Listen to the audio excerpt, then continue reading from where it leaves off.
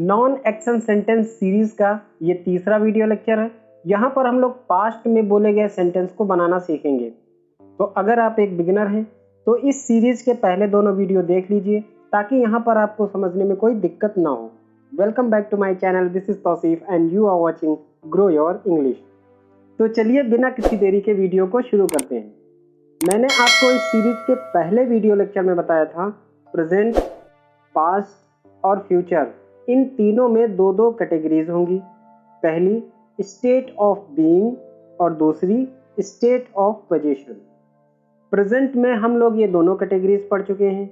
आज हम लोग पास्ट में स्टेट ऑफ बीइंग वाले सेंटेंस बनाना सीखेंगे। स्टेट ऑफ बीइंग और स्टेट ऑफ पोजीशन, अगर इसके बारे में आप नहीं जानते हैं तो इस सीरीज का सबसे पहला वाला वीडियो देख लीजिए, वहाँ पर हमने इसके बारे में डिटेल में बात की है।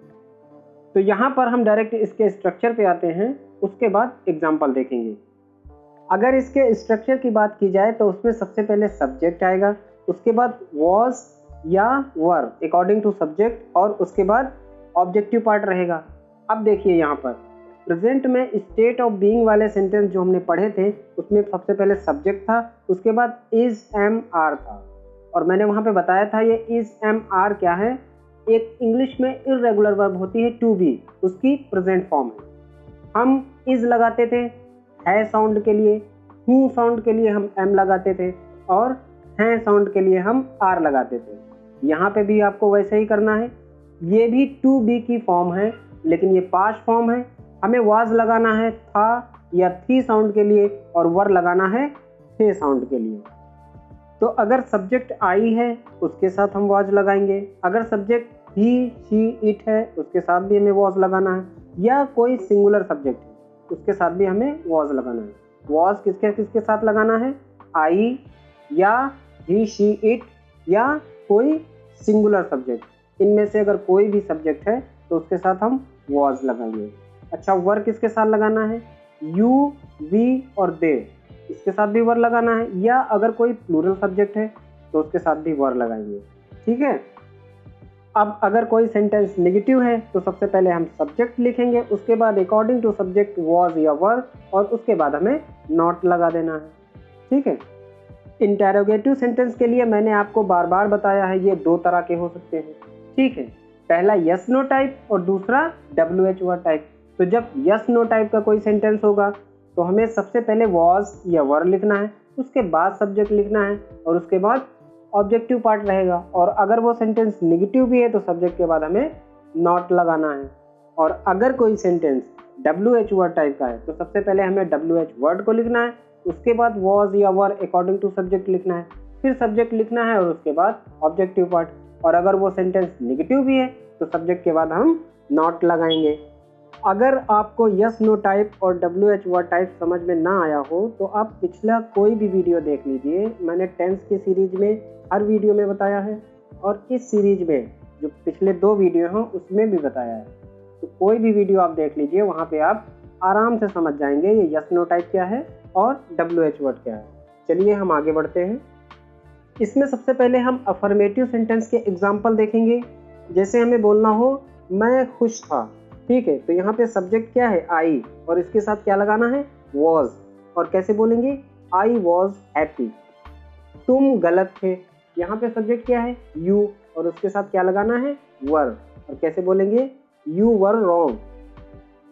वो कल बिजी था, सब्जेक्ट क्या है, वो, तो हम ही लिखेंगे, उसके साथ क्या लगेगा, वॉज। और कैसे बोलेंगे, ही वॉज बिजी यस्टरडे।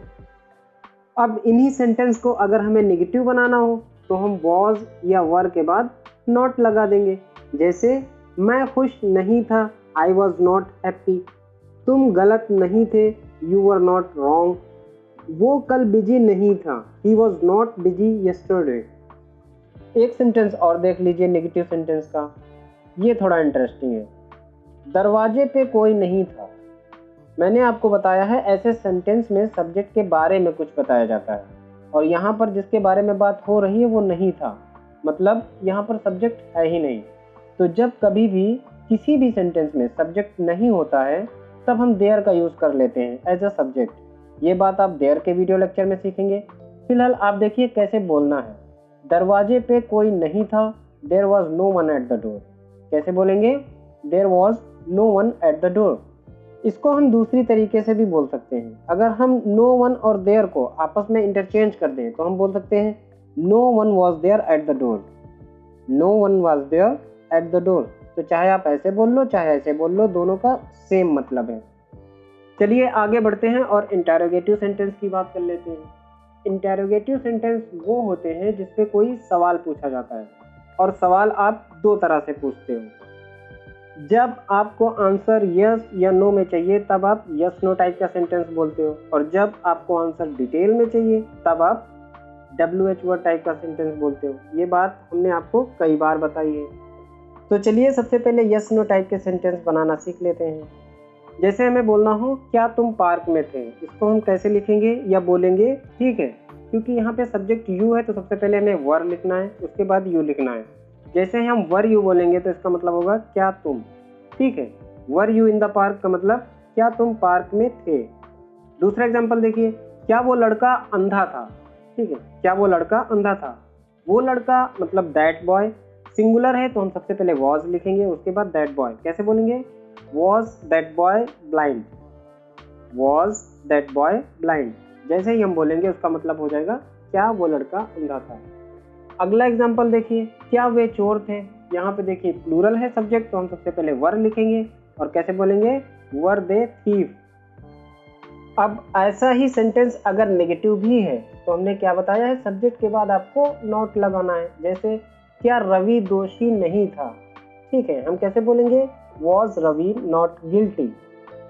चलिए अब हम WH वर्ड टाइप के सेंटेंस की बात कर लेते हैं। ऐसे सेंटेंस हम तब बोलते हैं जब हमें डिटेल में आंसर चाहिए। जैसे वो लड़की कौन थी। देखिए यहाँ पे आप यस या नो में आंसर नहीं दे सकते। जब कोई भी आपसे पूछेगा वो लड़की कौन थी तो आपको बताना पड़ेगा ना। यहाँ पे यस या नो नहीं बोल सकते, और यही बेसिक अंतर होता है। जहाँ पे आप यस या नो में आंसर दे सकते हैं वो यस नो टाइप का क्वेश्चन होता है। जहाँ पे आप यस या नो में आंसर नहीं दे सकते, आपको आंसर देने के लिए डिटेल में बात करना पड़ेगा, वो WH वर्ड टाइप का सेंटेंस होता है। ठीक है, यहाँ पे आपको क्या करना होता है? सबसे पहले उस WH वर्ड को लिखना होता है, उसके बाद यस नो टाइप जैसा ही बनता है सेंटेंस। एग्जाम्पल क्या था? वो लड़की कौन थी। Who was that girl. तुम कहाँ थे। ठीक है, तुम कहाँ थे। यहाँ पे सबसे पहले WH वर्ड आएगा, कहाँ की इंग्लिश लिखेंगे? वेयर, उसके बाद वर, उसके बाद यू, वेयर वर यू, तुम कहाँ थे। पिछली रात तुम गुस्से में क्यों थे। ठीक है, यहाँ पे सबसे पहले WH वर्ड क्यों। क्यों की इंग्लिश क्या होती है? वाई। उसके बाद क्योंकि सब्जेक्ट यू है तो हम वर लिखेंगे, उसके बाद सब्जेक्ट लिखेंगे। सेंटेंस कैसे बोलेंगे? Why were you angry last night. Why were you angry last night. वो कौन सी बस थी। कौन सी बस के लिए हम लिखेंगे विच बस, और कैसे बोलेंगे? विच बस वॉज दैट। क्या बोलेंगे? विच बस वॉज दैट। तो यहाँ पर आपने पास्ट में स्टेट ऑफ बीइंग वाले सेंटेंसेस को बनाना सीखा। अगर वीडियो में कुछ भी समझ नहीं आया है तो इस वीडियो को दोबारा देखिए और इसकी बार बार प्रैक्टिस कीजिए। वीडियो अच्छा लगा है तो लाइक कीजिए, शेयर कीजिए और सब्सक्राइब कीजिए हमारा चैनल। हम मिलेंगे आपको इस सीरीज के नेक्स्ट पार्ट में। Thanks for watching.